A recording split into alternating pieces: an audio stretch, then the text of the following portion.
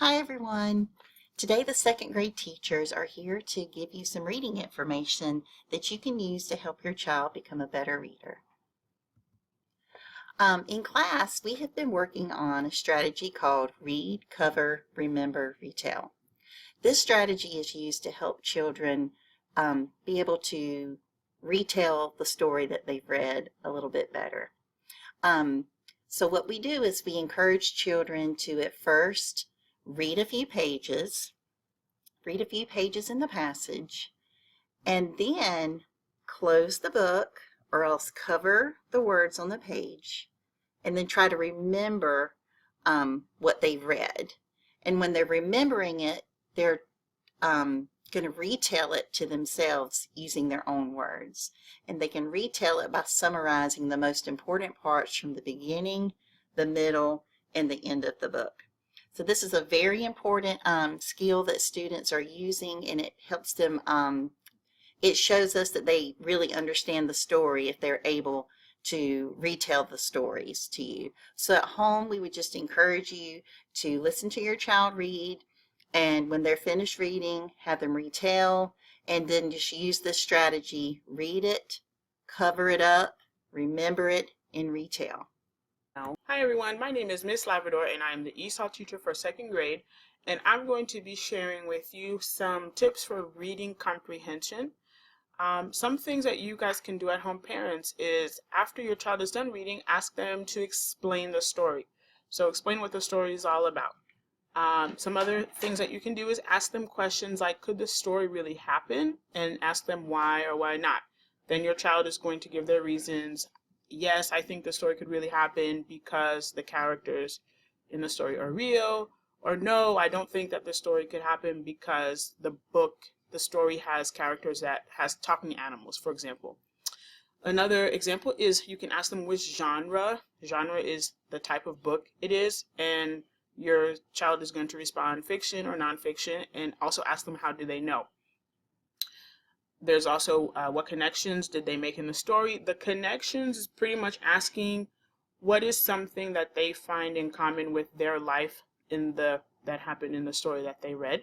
Is there anything in common? Is there anything that they do that they also read in the book? And then lastly, how does the author keep you interested in the book? This question, typically your child should be answering, well, the author puts really interesting pictures.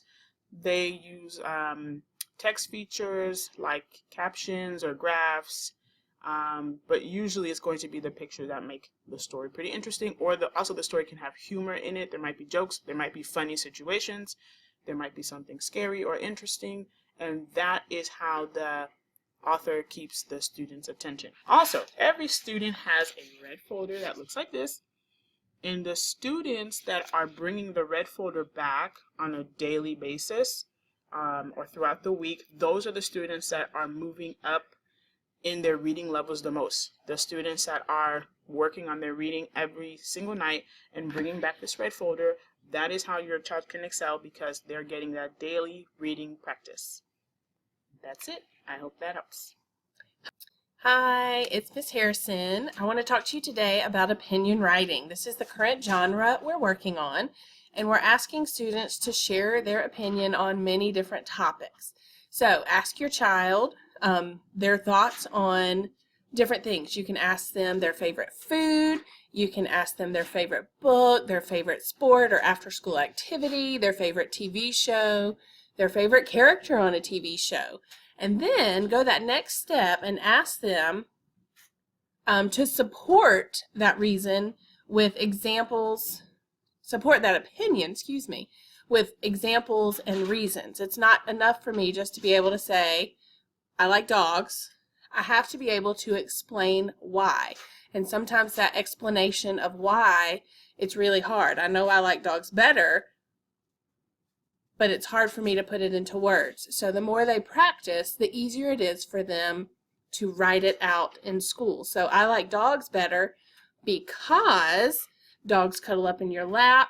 They seem to miss you when they're gone. They are very affectionate with their kisses, as opposed to a cat that only comes when he wants something. So Ask them their opinion and ask them to support that opinion with examples and reasons. All right, we hope these videos help. If you have any questions, please reach out to your child's homeroom teacher. Thank you.